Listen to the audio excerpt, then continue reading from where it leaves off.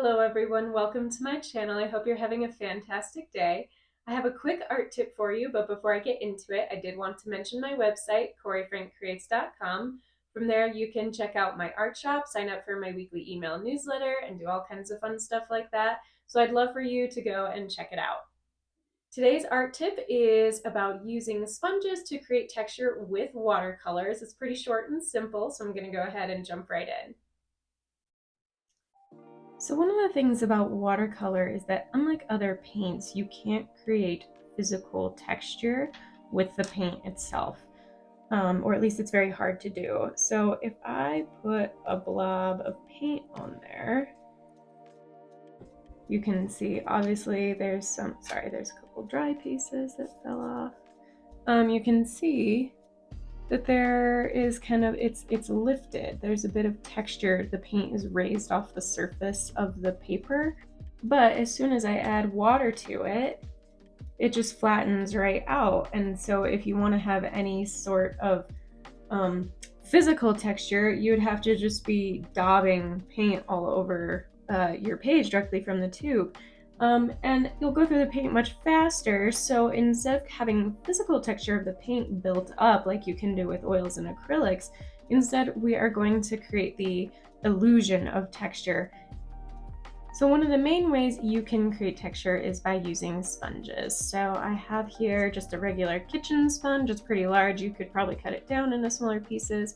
I also have a makeup sponge here. There are actual little like round art sponges you can buy as well, but if you have just like sponges like these on hand, I would recommend using what you already have. So I'm gonna set these aside for the moment. And to make it easier to dip my sponges into the paint, I'm just gonna put some paint, maybe a little too much. This sometimes comes blurting out.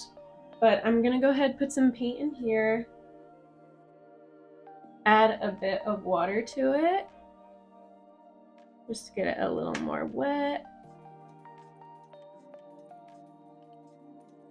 There we go. We have a fairly thick paint.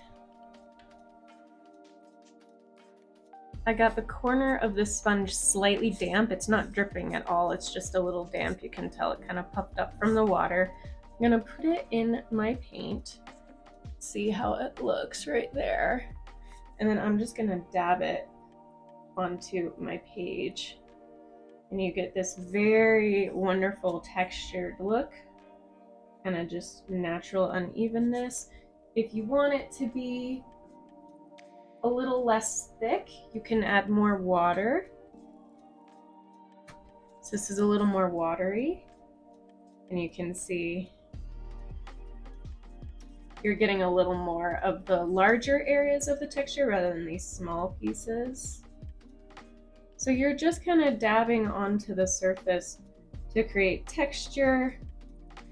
You can do it in small bits, but you can see it's just really perfectly and naturally creating this texture for us.